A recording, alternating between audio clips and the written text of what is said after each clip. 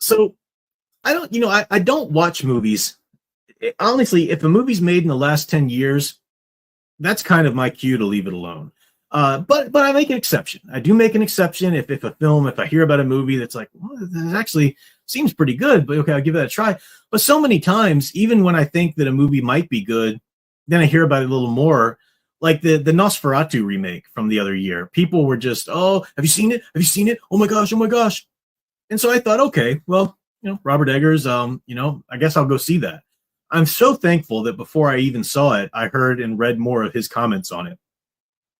How it was so important for the woman to be the hero in this and to fight back. And that alone isn't a bad thing, right? Because if you want to see a really good Nosferatu remake, watch the one from 1979. I think it was 1979. That's a brilliant film. Brilliant film. It's a couple little things I would have changed about it. But the woman in that, and they call her Mina because they had the Dracula was in the public domain at that point, so they actually were able to use the names for the Dracula novel. So Mina in that, I think is her name Lucy or Mina? I've watched so many different Dracula iterations that I can't remember if they named her Lucy or Mina because some of them kind of conflated the couples and the characters. But anyway, she's the one who sort of goes to battle against Dracula, against Nosferatu with her purity, and she does it to a certain extent. She has to sacrifice herself, and it's just a well done film. It's beautifully shot too. It's really great. But then Robert Eggers is talking about how his Nosferatu movie it's just a better story than even the Dracula novel because he just really improved on it. And Dracula had so many problems and it was so problematic in a lot of ways. And just go see Robert Eggers' Nosferatu because that's the real story, the way it should be told. Pass. Utter pass. I will never watch your garbage movie ever. So every time I think I'm sort of, maybe interested in a movie from the last 10 years, it ends up, no, I'm not. There have been exceptions here and there. So I'm always kind of on, guard if there's a movie that someone's trying to tell me about in the last 10 years. But, like I said, I could be changed. My mind could be changed.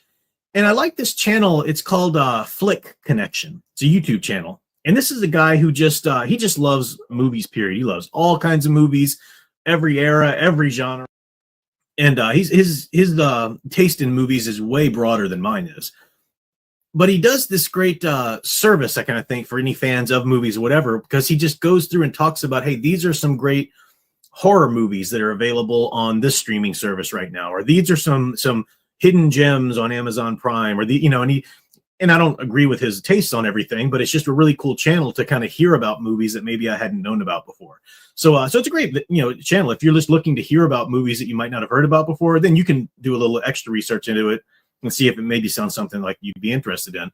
But Flick Connection, I think it's just spelt like how the words are spelt there. I don't think there's anything special going on with the spelling. But anyway, so I like the channel because it gives me, a lot of ideas or brings movies to my attention that I might not have heard of. Talking about this movie from 2020, okay, definitely within the field of, I don't know about that for me, but it was a movie written and directed by Jim Cummings, and it's called The Werewolf of Snow Hollow.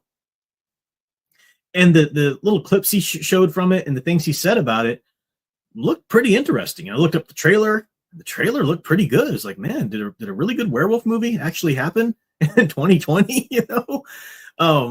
So I gave it a chance. I watched it because I don't really know anything from Jim Cummings. I don't know anything about the people. I just didn't really research the movie. It just looked cool. So I just gave it a shot. It was free. It's on Tubi, so I didn't have to pay for it or anything. And it's a very well-made film. I'll give it this. It's very artistically done. All of the men in the movie are man babies in some way or another. They're all emotionally stunted, or they all got issues some which way or another. And all of the women in the film are actually strong and have it together.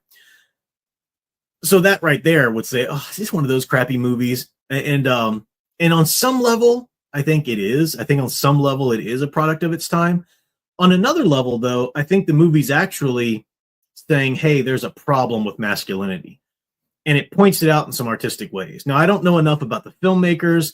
I'm not going to be able to jump on board with saying this movie's really great. It points out the problems and this and that, because it did just feel too much a little like the product of its time too, with that whole men bad, women are good. But the things it pointed out about the problems with men are real problems that I see in the so-called men today, the masculinity today. One really interesting thing that it does is every time, and I won't spoil anything for you in terms of like, what's going on or whatever, but every time the werewolf in this movie attacks, every time there's a murder, and it shows you, it doesn't show you super gruesome, but it, it shows you the wolf going after these people and stuff. Every time the werewolf is attacking somebody, a victim, to kill them, it cuts it against this police officer working at the local sheriff's department. His father's the sheriff. It cuts against him losing his cool with people. He was an alcoholic. He's got anger issues. All of this from the very first scene of the movie. And every time the werewolf, which in mythology is a man who loses it, right? Gives himself over to the bestial side of himself through a curse or through whatever, depending on what it is, becomes this wolf and just goes animalistic on somebody. Every time the werewolf is doing that, the sheriff's office, sheriff's deputy or whatever, trying to chase him, is snapping at people or yelling at his coworkers or just totally losing his cool and all of this. And he's a horrible father. He's acting out trauma from his own mommy when she left him. He's acting out trauma from when his wife left him. He just makes an utter mess of his life. And again, the movie never says, so this is what it really means to be a man, guys. No, the movie's criticizing this. And I think it's worth a watch for that reason. Again, I don't know enough about the people who made it to really say, this was a really great movie, but it's artistically done. And I think if you watch it with this lens on, going in to see a critique on what modernity calls masculinity, it's actually a pretty good message there, even with the werewolf story and all of that. And you could take, it even starts with this couple going out for a weekend at this Snow Valley or whatever it's called there. And the guy is like typical, just like 100% Gen Z tough guy. And the actor just plays him to the T. He's with his girlfriend and he hears somebody across the restaurant like joking with their friends, like, "Oh, get off, fag." And all this just triggers this guy. He's like, hey, you want to be quiet? You use that word, blah, blah, blah. And my brother. And it's just like, are you freaking kidding me? I heard this in the opening scene of the film. I was like, is this one of those stupid movies? I don't want to, don't craft a whole scene around your little Hillary Duff message about you shouldn't use that word, But that was actually his character. He's absurd like that. He has to go live with his mom. So and he told him, mom said this, mom said that, and he wants to be a tough guy, and he's like, exuding my mom said this, and he's just like, dude, you were just such a stunted child, and the movie knows that too. The movie knows they're like that, and the movie's making these characters do that, and it really was I think it really showed how men are so stunted. They're trying so hard to be masculine, but they're not allowed to be true masculine because true masculine's toxic. So they end up with these like little stunted childhood mentalities. The deputy, and this is just the opening scene, so I'm not spoiling anything, but the deputy who, you see him standing up at this AAA meeting or whatever, alcoholic AA meeting, right? And he's talking about his anger issues and his alcoholism and stuff. And he stops and he looks up and they're like, are you okay? And he's like, no one's moving around upstairs. And you find out what that means is that the AA meeting was held in the basement of the police department, the sheriff's office there. So and he realized, there's everybody left. Everybody ran to leave, knowing that obviously means there's an emergency or whatever. I should go up there and help. But what it sounds like is this little child realizing, mommy and daddy left. No one's moving around upstairs. Something's wrong. It's just this childlike behavior. And that's, and I don't know, again, I don't know how much of this I'm pulling out of the film that maybe the filmmakers didn't want to put in there, but I feel like it's there. It's so solidly there. Now, maybe I'm making connections to the whole toxic masculinity false narrative that maybe the filmmakers didn't mean to or whatever. So I'm not trying to put words in their mouth, but I'm saying I watched the movie not knowing anything about what the filmmakers were trying to put into it.